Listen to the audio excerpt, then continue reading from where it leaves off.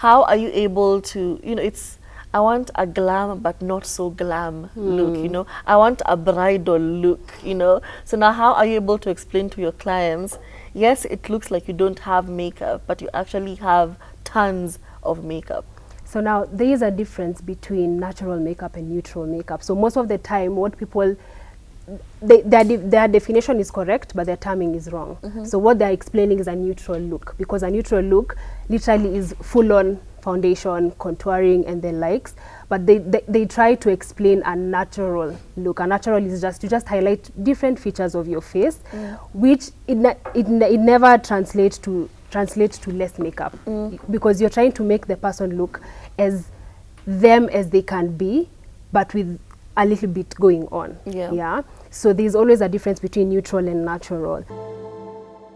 Welcome to yet another episode of The Millionaire Mind. My name is Turife. Joining us today we have Clara, who will take us through her journey in the beauty industry.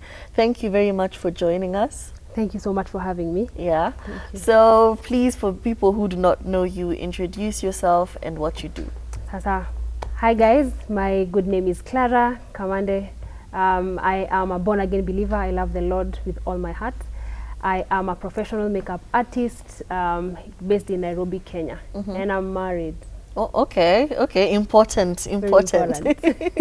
So take us through how you started, in the beauty industry. How did you, ever know that you wanted to be a makeup artist? Generally speaking, I didn't know I wanted to be one. My passion was intrigued by my siblings. I would always see them do their makeup, and I'd wonder, how do you know what to put, where to put, how to follow what next? And that I think built a curiosity in me to even want to go and pursue it as a short course, so that I can be able to understand it better. That's how I started my journey in 2018. Yes. Okay, and 2018 to date, what has the experience been so far?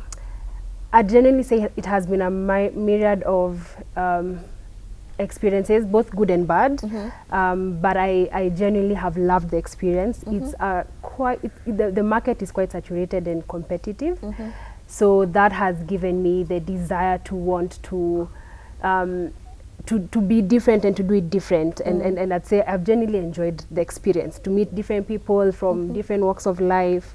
That for me ticks every box. Okay.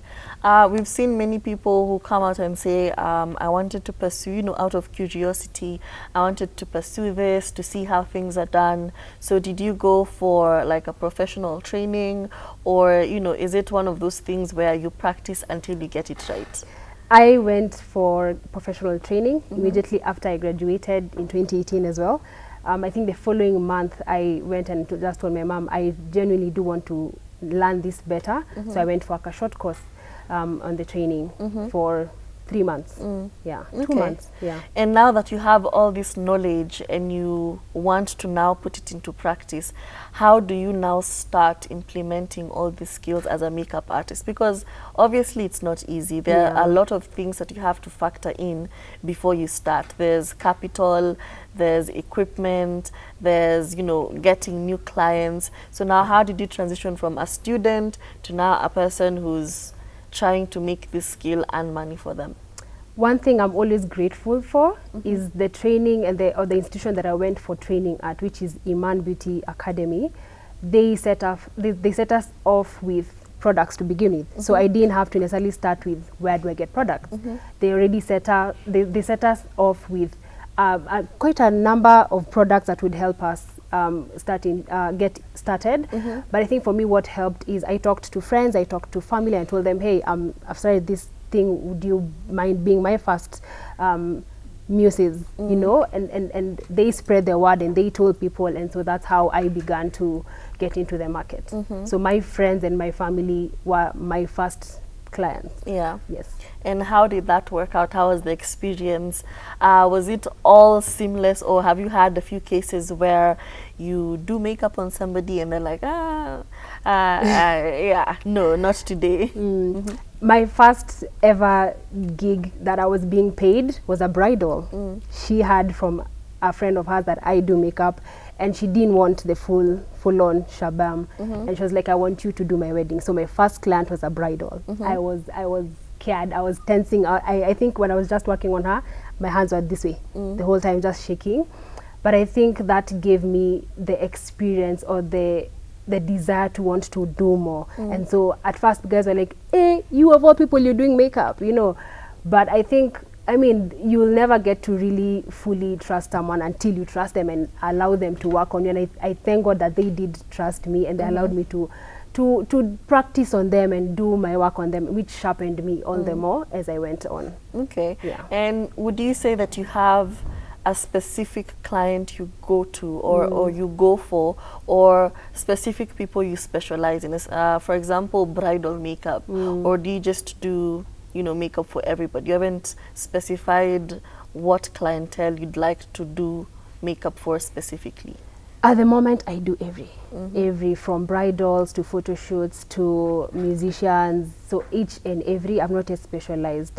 Yeah. Okay. Yeah. Now this is a business show, so you have to get into very uncomfortable topics, which is money. Money. So now, how do you make that make sense for you, business-wise? You know, you have all these products. Obviously, they're very expensive, you know, especially if you're going for quality things. Yes. It's very expensive. So now, how are you able to make it make sense for you to have a return on investment? How are you able to charge a client in a way that it's fair for them, then it's not very overpriced for them? You still have clients coming to you, but at the same time, you're still making ends meet. Yeah. You're breaking even. Yeah. I think for me, what has worked, when I started, I would ask different makeup artists, how do you charge? How do you charge? Then I had to find my plane, so that it makes sense for me, it makes sense for them.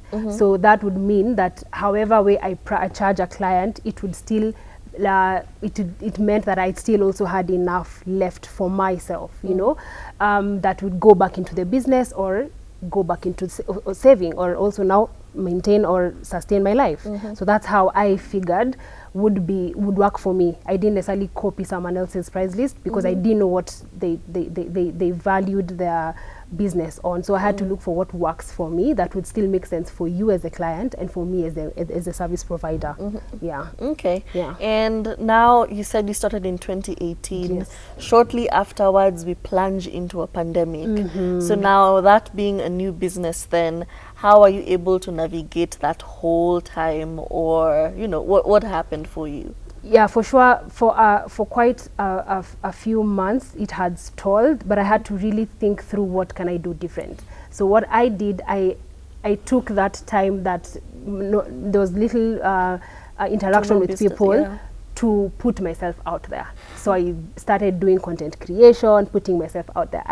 I tried all sorts of things to just put my name out there, so that by the time things are coming back on the normal, at least people have heard about me and they really want to really try out my thing. Okay. Yeah. And in this day and age, we always have a new trend coming up. We always have something new coming up.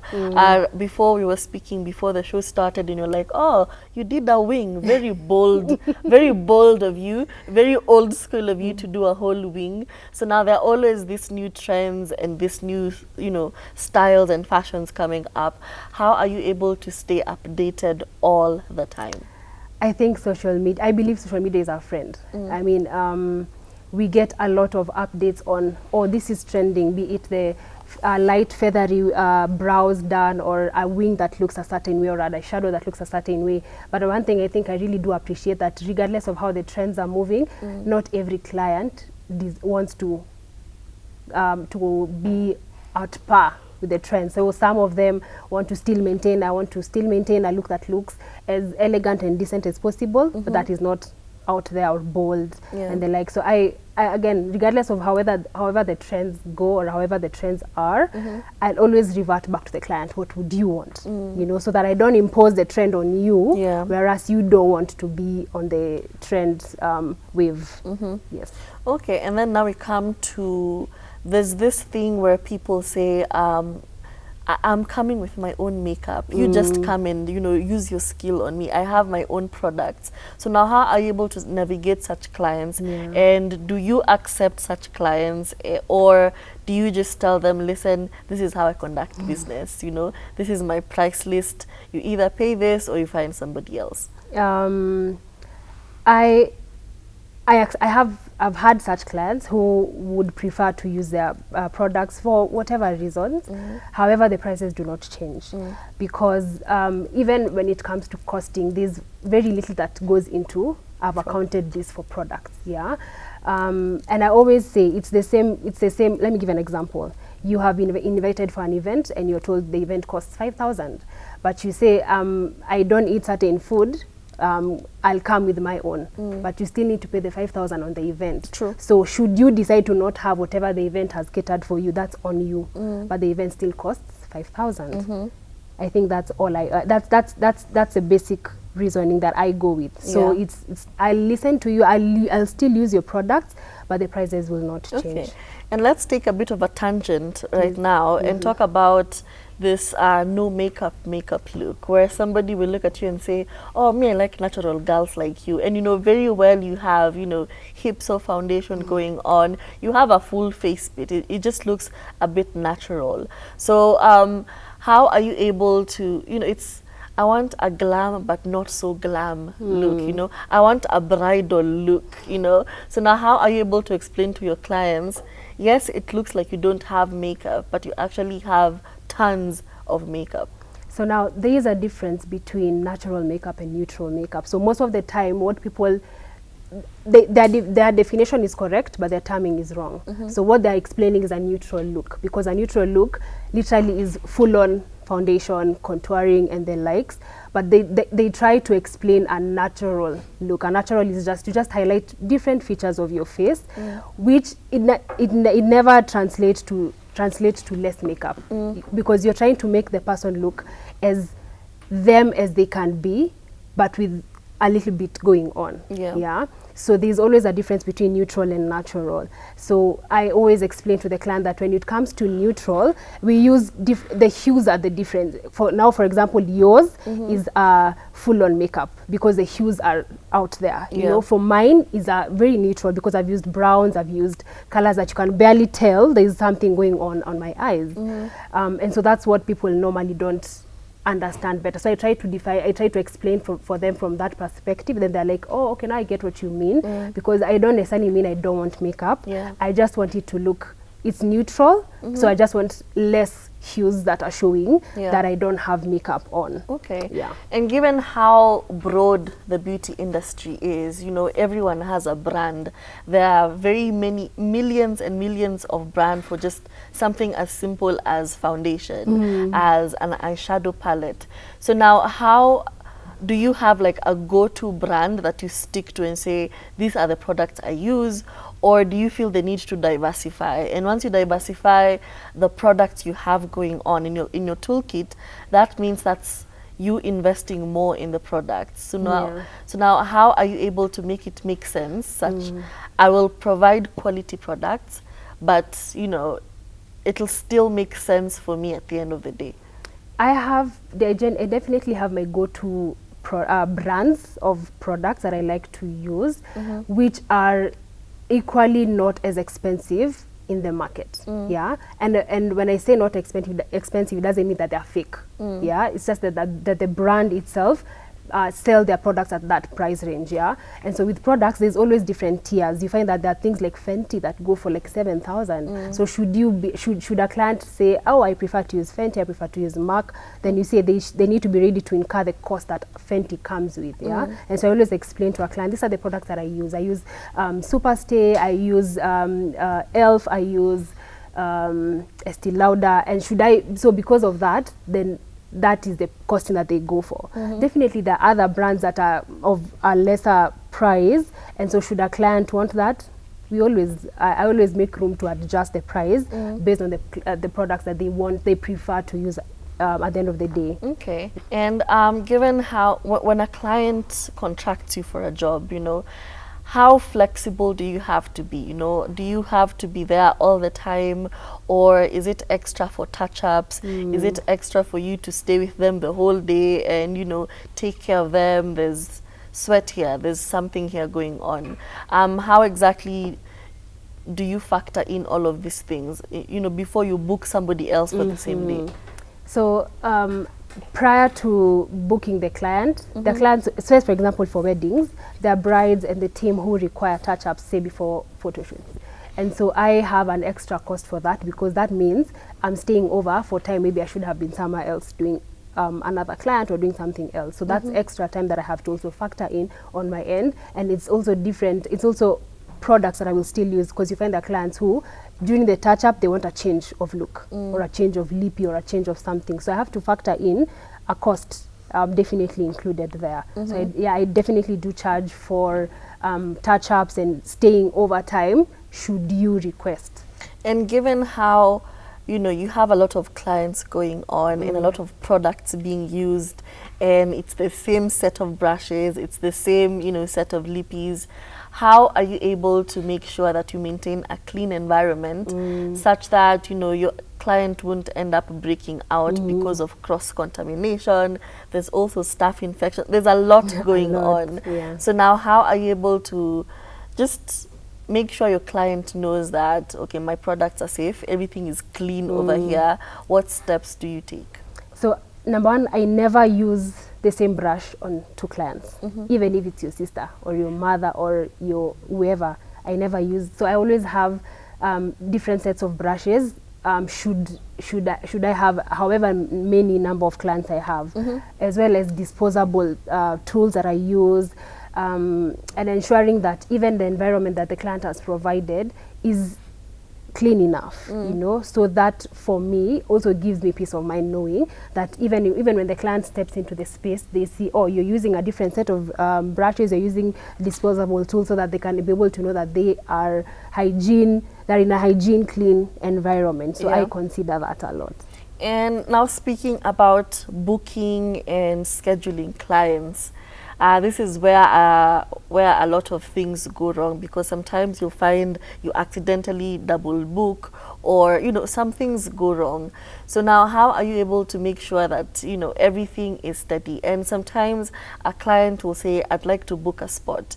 Do you charge them a fee for that, or, you know, do you just take them by the word of mouth and trust that if they've said they've booked, they'll show up? I love working with clients who book prior, and by booking I mean leaving a deposit. I personally don't like when an impromptu client comes and says, hi, are you available now? Because I might as well not be having my tools there, or I'm not in the environment or in the same space as you are. So I love prior bookings, which allows me to prepare myself in advance. And I know, should I be, because I'm mobile, I don't have a space. Yeah, I'm mobile. So if a client calls me in Cancellation and they booked in advance, Cancellation is my priority to go to. So should a client come in from 2 and they're in a different space or a different place, I have to also factor in the movement in between from Cancellation to there. So I love prior booking with a deposit of a fee. So 50% of what you are supposed to pay for the appointment. Yes. And what's the cancellation policy? You know, because accidents happen, you know, emergencies happen. So now what happens when there's a cancellation? I'll use an example of weddings. I always say, when you cancel 3 weeks to the wedding, you'll not get a refund. This is because I always say you book a month or 2 prior. And so by the time you're cancelling 3 weeks to the event, or even 2 weeks, there are people who've cancelled a day 2. You see, I've bought things, I've prepared for you, so there's no way I can refund that. And I always put it clear in my contract that 3 weeks prior, you cannot cancel. But there are cases that I genuinely listen to and I understand, and I'm like, okay, I hear you, and I refund a certain percent, not the entire percent. Yes. You've talked about how you're a mobile person, you know, you'll come to where the client is. But recently we've seen a wave of a lot of stories about insecurity, especially when it comes to makeup artists, you know. So now how are you able to make sure that you stay safe as you go to this client's house? You're not going to be dragged and they take away, you know, your phone, your products and everything. How do you make sure that you stay safe Yeah. as you're going to get this money? So recently, a good friend of mine offered her space that she has a co-working space, which she said, you know, I want you to be safe. So should you have clients who you feel you're not confident and comfortable to go to their place because you don't know them, ask them to come over to my space, because there's plenty of people there. But some cases, say for example, early morning clients or bridals, sometimes my husband takes me, or my sister tags along, so that I just have someone there for me to feel comfortable and to have company, and for me to know, hey, you're safe. Yeah. Yeah, you won't try to take you won't try advantage and of do, me. Yeah, monkey business. Yeah, yeah. Wow, it's very disheartening sometimes. It is. Yeah. Yeah. Okay, so what would you say sets you apart from other makeup artists? What's unique about Clara? Yeah. Not to blow my own trumpet, but I feel sometimes what sets me apart is me. There are people who will just come because they want to interact with Clara, the person, as well as the service. I am very strict with time. I think every person who knows I'm very strict with time, and so I'll honor your time. When you tell me 2, I'll be there by 2, even 10 minutes prior. I honor time. I love to listen to my clients. Should they want any, even if I finish and you tell me, Clara, I feel like I want to change this, I will listen to you and I will remove it. I love to go above and beyond what you have asked me to do, or above and beyond services that are not necessarily within a makeup artist jurisdiction. So sometimes for weddings, I find myself, I join and I help ushers and I help this, because you never know where an extra hand is needed. So that for me, I feel like sets me apart from other makeup artists, you know, and as well as my work. Yeah. Okay. Yeah. And speaking of your work, when I want to, you know, work with a makeup artist, I go on their socials and I look through and I see, okay, this is what you do. These are your clients. So if somebody asks you for proof of concept and they say, do you mind name dropping some of the people you've actually worked with, who would you name drop? Very many people. I have worked. There are many people. There are many people. I'm thinking about them. I'm like, so should I mention their names, all of them? But I think I'll just name in general. I'm sure you don't know them, but for the sake of naming, is it allowed to name names here? Yeah, it's allowed. It's allowed. Okay. So there are a few brides. There's Mbaire. I don't think you know her. Amani, the artist. Yeah. You know Amani. I've worked with Amani Kerikagiri. I work with Sitam on the side. There are very many. Nancy. Name them. There are many. Charlene, Sally, Eva. There's so many. Yeah. Okay. That I can think about. That. Yeah. Come to mind. Okay. Yeah. So now I feel like over time people have either discovered how sensitive they are or how they react to different products, or people are fake woke and they've just decided, you know what, maybe I don't use that foundation, it makes me break out. So how are you, because I feel like in your line of work, a whole part of that is human interaction and just making sure that this person is comfortable. So now how do you handle difficult clients? For lack of a better term, difficult clients. Yeah. For sensitive skin, I always love to listen to the history, because they could think that they are reacting to a certain foundation, but they reacted to a product that they worked with and then they did foundation later, and kumbe their skin was already reacting prior. And so I love to get history to now follow through. There are those who completely say, I don't like it, and I believe that at the end of the day, if a client says they don't like it, they don't like it. And so I always like to listen. So okay, so what would you think, what would you advise that we use? Because should they say they're not comfortable with that product, I can't come and impose for you to use it, you know. And at that moment, I'm not sure if I use another one, you won't react the same way, you know. And so I always like to tell them, take time, observe what you've been using before. If it's the foundation, check your expiry date. Check your tools, how clean they are, you know. Check your lifestyle around your phone. You know, sometimes our phone collects a lot of germs and we think, if foundation, I need to throw it out. And kumbe, it's your phone interaction, it's the products that you use on your face, on your hair. And so there's so many things that affect a client that I always like to take time to just really understand and hear where is all this coming from, because if it's not foundation the problem, then you need to go back on the foundation. Exactly. Yeah. And apart from the challenge of insecurity, what other challenge would you say makeup artists right now are facing? I think the one that I think is very common and cuts across a number, because I've had interactions with a few, is upcoming makeup artists who want to use cheap products but offer the same services as you.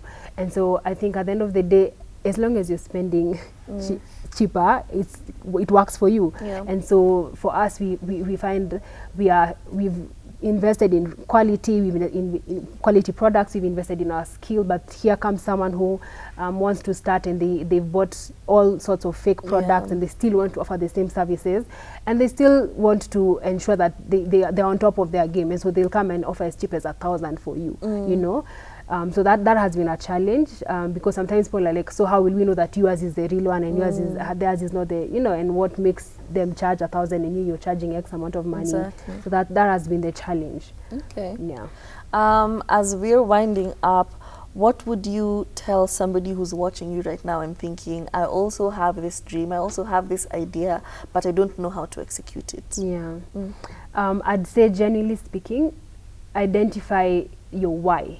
Because even in the days that things are not working, your why will push you beyond.